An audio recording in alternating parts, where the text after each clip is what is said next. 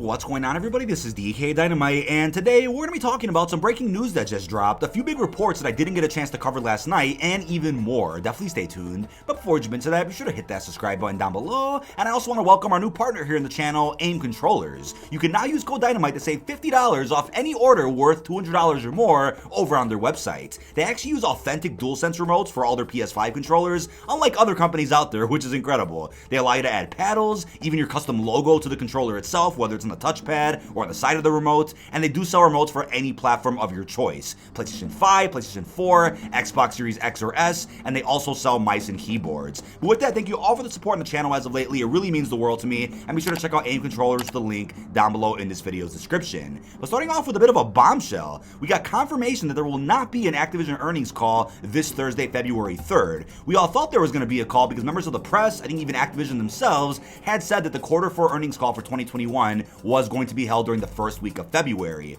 And it looks like the official explanation as to why we're not getting one is because of the Microsoft acquisition, and it somehow prevents them from sharing any financial information, publicly at least, while the acquisition is going through. But I don't know if this means that we're not going to get any other quarterly earnings calls over the next year and a half before the acquisition supposedly goes through. It's a bit unclear right now, but it's a bit convenient that Vanguard sales are down tremendously, and they're probably sweating about that, so it's just awfully convenient they don't have to even share that with a public earnings call as of tomorrow. But a presentation that we're accustomed to every quarter likely isn't going to happen at all, at least not this time around, but maybe they'll still drop some type of information if possible. I'll keep you guys updated with that. But honestly, I was looking forward to that phone call. I mean, it was one of the most anticipated earnings calls I think in a while. There was just so much that's changed since the last phone call they had, whether it's Vanguard being down bad, whether it's the company drastically changing. I mean, QA trying to form a union. You have Bobby Kotick, who's definitely going to step down once the acquisition goes through. So there's quite a bit of information that I was hoping to hear more about, but maybe next quarter.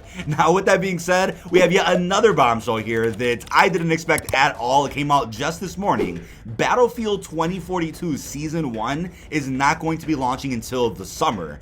And I don't understand what went wrong with this game, because you went from scoopers and members of the press saying that the game was going to revolutionize the Battlefield series. It was going to really give Call of Duty a run for its money. And if anything, if Battlefield wanted to give Call of Duty a run for its money, now would have been the time, considering how down bad Vanguard is. And I'm not trying to be negative. I'm not trying to be disrespectful to those out there that do enjoy Vanguard. I'm just saying, if there was any year for Battlefield to really take it up a notch and become the king of FPS for a couple months, it would have been this year. But unfortunately, that's just not what happened. People out there on the internet, they were being toxic, saying Battlefield's gonna kill COD, it's all over, it's all over. I'm like, well, that clearly didn't happen. But here's the thing, if you like Battlefield, great. If you like Call of Duty, also great. I'm a Call of Duty channel, I might be the guy for you, but just play what you enjoy. It's really that simple. I just can't defend the first season, not like the third season or the fourth, the first season being delayed that long. I just don't understand what has gone wrong behind the scenes. But what I will say for an absolute fact is that there have been some disastrous launches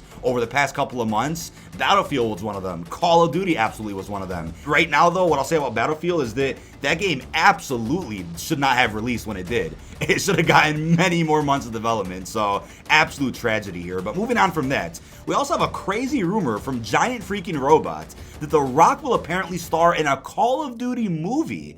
But who will he play? And what's crazy about this is that I remember hearing rumors about a Call of Duty movie when I was 14 years old, a freshman in high school, which is 8 years ago now. That's crazy to think about. But finally, maybe because of the Microsoft acquisition or before it goes through, they want to finally get a movie out there. And I think Call of Duty has plenty of material for a movie, a trilogy even, a TV series if you want to go that far. So many opportunities for some type of Call of Duty adaptation on the small screen or the big screen. And here's the thing, right?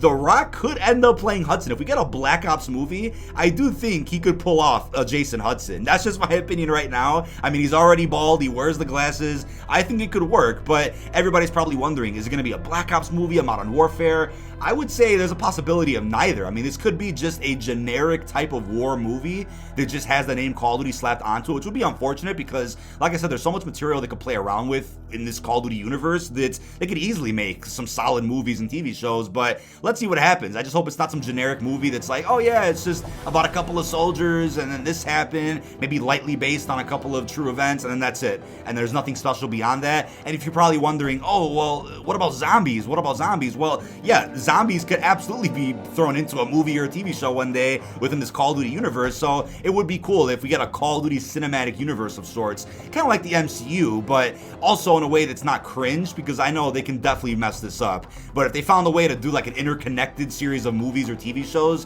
where you get characters crossing over, you get some zombies going, that would be incredible to see. Now, I put out this joke on Twitter that you guys probably saw, and that's The Rock wearing the same outfit in several different movies, and it's just his look at this point. I just think it's funny that the costume departments for some of these films were like, yeah, let's just give him that, and somehow didn't know that he wore the exact same thing in other movies. Maybe they did know, and they're like, whatever, that's just his look at this point.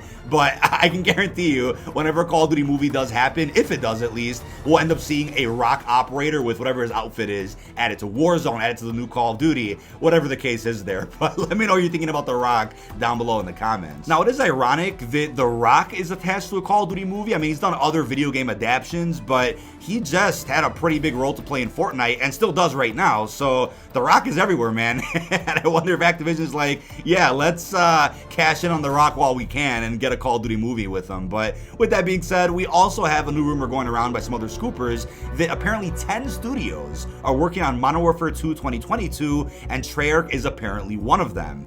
Now, yeah, the rumor does say that this is an all hands on deck scenario, and don't forget, Treyarch helped out with Infinite Warfare a couple of years ago. Didn't have a major role to play, but if there's any departments lacking, they need a couple of extra people, they'll borrow devs from other studios. That's happened numerous times with the Call of Duty series, so I don't think this will impact Call of Duty 2023 at all. But what I wanted to point out is that, isn't it ridiculous the way Treyarch's been treated? I mean, a lot of dev studios got treated poorly, but Treyarch specifically, and you're gonna call me a shill or a fanboy, I don't care, but why is Treyarch having to pick up the slack for just about everybody over the last couple of years? They picked up for Sledgehammer numerous times already. I mean, first off, taking over COD 2020, and now they're working on Vanguard competitive multiplayer and zombies. It's like, dude, when does Treyarch get a break? And maybe it will be when Modern Warfare 2 is out, because Modern Warfare 2 definitely isn't going to have zombies, or at least according to insiders. I don't think Treyarch has any role to play with actually making any of the modes. Infinity Ward is big enough, and they had plenty of time to get this game going, so I don't think they're going to be down tremendously to where they need some other studios to come in and fill in for a game mode or two. I don't think that's going to be the case this time. But I also hope having 10 studios working on this game doesn't mean there's too many cooks in the kitchen. I hope it doesn't mean that things are going to just go sideways and all of a sudden we have a year that's even worse than Vanguard. I just hope we don't end up seeing something like that.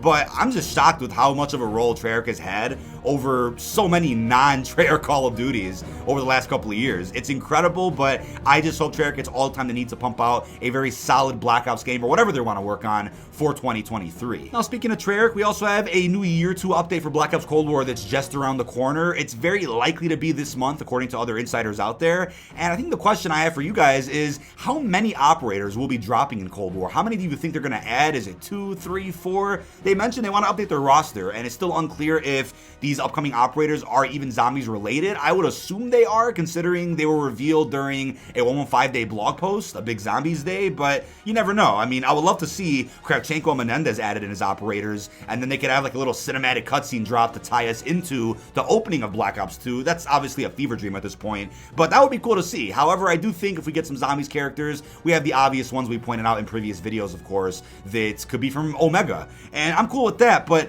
what if, and this is just a big what if here, what if the upcoming operators are somehow tied to Vanguard in any possible way? Considering that part 1 of Vanguard's Season 1 cinematic had to do with Mason and his crew meeting the Butcher, does that mean we're going to get future cinematic cutscenes where the Butcher is telling Mason and his crew more stories? Is there more story he's still telling them right now that we haven't seen on screen yet? Will it introduce us to some type of character that founded the Perseus group, and then we're going to be able to play as him in Black Ops Cold War? Lots of possibilities, but it's unclear how major of a role Mason and his crew will have in the post-launch Vanguard story. I guess we'll have to wait until the Season 1 outro drops or the Season 2 intro. Hopefully those cutscenes are just around the corner so we can get some more questions answered as to just how this Vanguard post-launch story so far, if there even is one, is somehow tied to this greater Black Ops canon. But last and definitely not least, another major report that obviously came out yesterday, but in case you guys missed it, PlayStation has acquired Bungie for just a few $1 billion.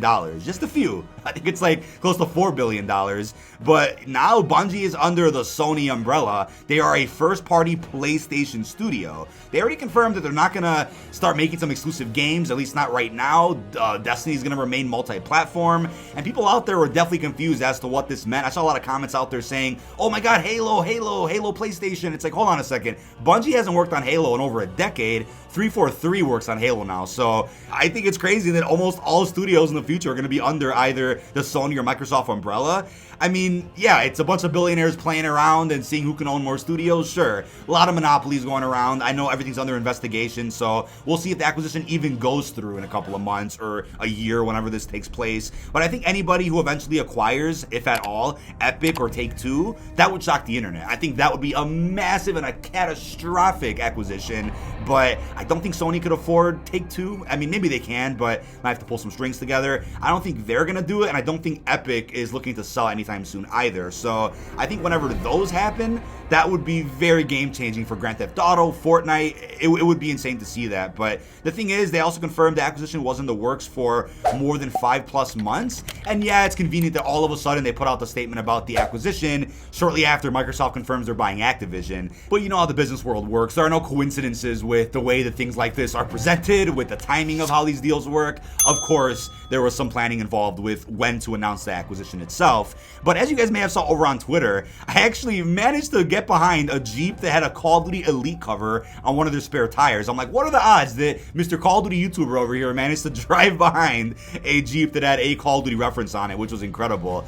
And yeah, long live Call of Duty Elite. I mean, I wouldn't exactly say that I want to go back to the old Call of Duty days. Maybe I can visit for a day or two if that was possible, but I wouldn't want to go back there permanently because yeah, I mean, there were some great memories that I think all of us actually had back when Call of Duty Elite existed, but I really do sincerely like a lot of changes that the series has undergone over the past couple of years. And of course, there's a number of issues that have to be addressed as well, whether it's for multiplayer, zombies, and now Warzone. But I still think it's crazy that it's been how many years now since Call of Duty Elite? I mean, we're looking at, I want to say 9 years. I could be a little off or something, but I think it's close to a decade that we haven't seen something like that. And I would hope to see a new version of it at some point in the future. I don't know if the Microsoft acquisition would ensure anything like that or would encourage them to try something like that again, but hey, I'm down for anything in the future when it comes to how to really innovate the franchise in ways that either haven't been done before or haven't been done in a while. Now, I almost forgot to include this in the video. I know it's been about a year since we got confirmation that PlayStation and Discord would be collaborating and there would be an official integration dropping at some point in 2022. Well, as of last night, some features have slowly rolled out. It's not quite